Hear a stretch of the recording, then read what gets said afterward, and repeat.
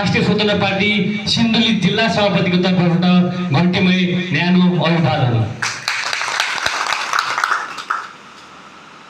Party सिन्धुलीको जिल्ला सभापति नै हो, फेरि पनि भन्न चाहे सभापति नै हो। तर एउटा राजनैतिक दलको नेतृत्व भइराख्दाखेरि मैले अलिकति बारम्बार भनिने गरिरहेको छु, हामी फरक। आज मलाई निकै खुसी लागेको छ कि कार्यक्रम यति फटाफट सटिक रूपमा आफ्ना पनि कुराहरू सटिक एकदम छोटो मिठो भाषण विषय वस्तुमा केन्द्रित भएर साथीहरू राख्नु भएको छ। मलाई एकदम गर्व लागेको छ जिल्ला सभापतिको हैसियतले तपाईहरु सम्पूर्ण अगाडि बोल्नुहुने वक्ताहरूप्रति म हृदयदेखि नै धन्यवाद व्यक्त गर्न चाहन्छु। साथीहरूले समयको आफ्नो ख्याल राख्दै छोटो मिठो कुराहरू राख्नु भएको छ र म जिल्ला नेतृत्व भएको हिसाबले म आफू पनि समय सीमाको हेरामा रहेर अनुशासनको पालना गरेर मात्र अगाडि बढ्ने निचोड गरेको छु र मैले आफ्नो घडीमा सीमित समय 10 मिनेटको मात्र समय जहाँ पनि जाँदाखेरि मैले यसलाई चाहिँ पालना गर्नुपर्छ। तब न हामी पुरानो दलभन्दा हामी फरक हौं हैन।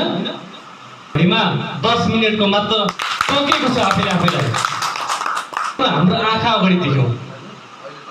तपाईहरुले कल्पना गर्नुभएको थियो कहिले राष्ट्रिय स्वतन्त्र पार्टी एउटा धनराज कार्की आशिष गजरेलले कहिले पनि यो ठाउँबाट यो हाम्रो ग्रामीण भेगबाट पुरानो राजनैतिक दलको दबदबा भएको ठाउँबाट जितेर जालान् भन्ने कल्पना गर्नुभएको थिएन होला।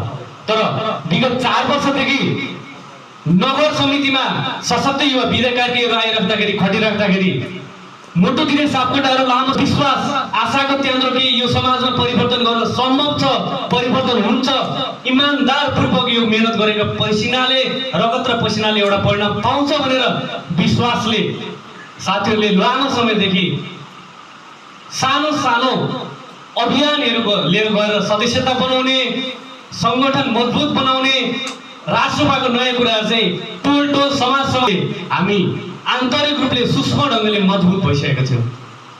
हिजो नगर सभापतिले खेलकुद क्षेत्रमा उठाएका मुद्दाको विषयको कुराहरू होला। आज मान्यज्यूले धनराज कार्कीज्यूले आफ्नो यातायात क्षेत्रमा यातायात व्यवस्थामा रहिराख्दाखेरि त्यहाँनिर गरेका एउटा सकारात्मक प्रयास र मेहनतको कुराहरू होला। मोटो दिने सापकोटाजी जस्ता युवा